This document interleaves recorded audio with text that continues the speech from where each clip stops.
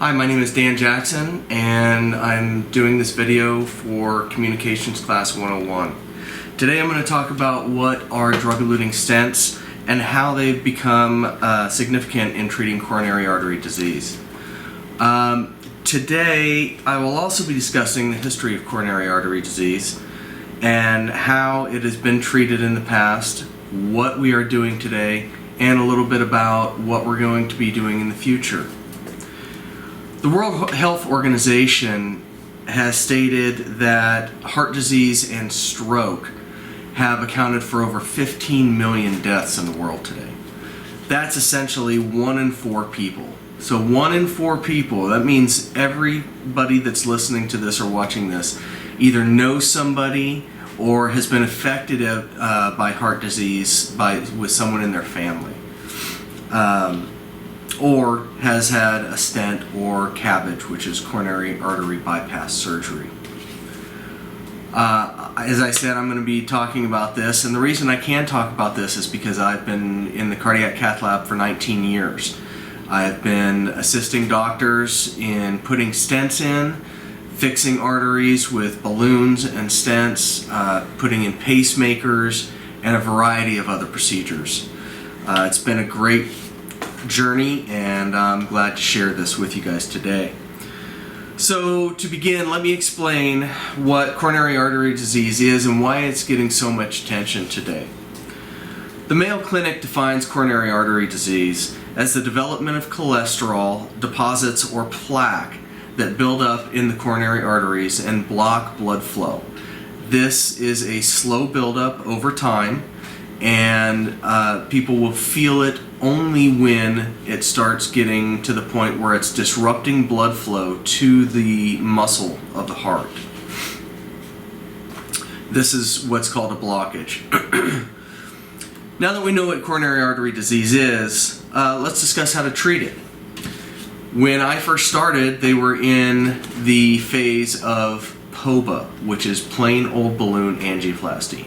And that is taking a balloon over a wire, putting it into the artery, and blowing it up and trying to crush the deposits that are in the artery, the plaque, if you will, trying to crush that against the wall so that it opens the artery up and blood flow can flow freely.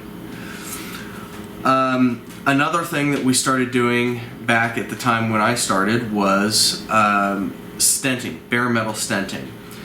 And both of these processes are called PTCA, percutaneous transluminal coronary angioplasty.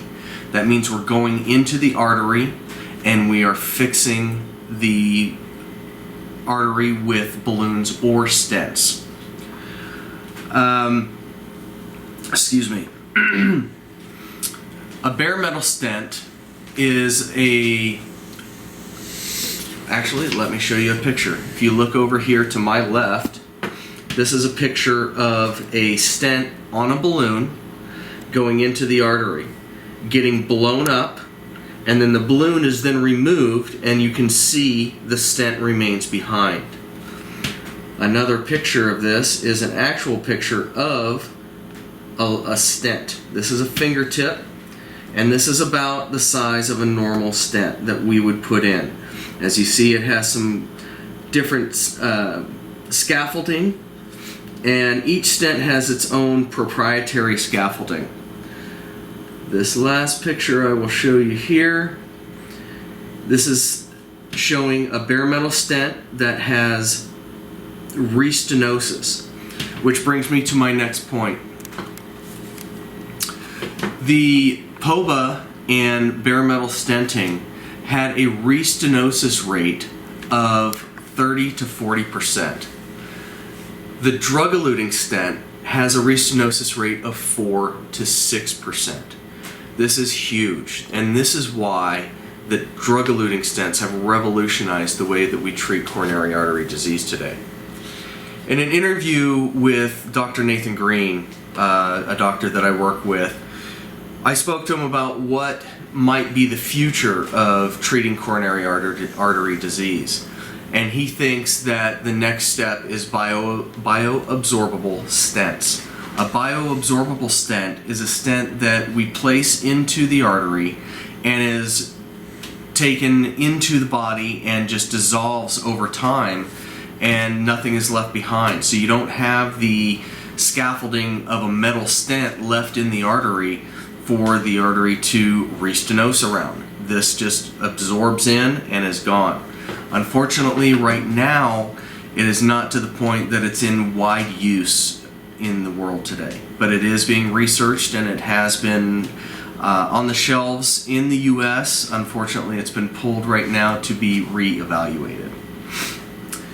Now that we've heard the history and what's going on and the future, I'd like to close today and just say that DES, drug-eluting stents, have revolutionized the way that we treat coronary artery disease today.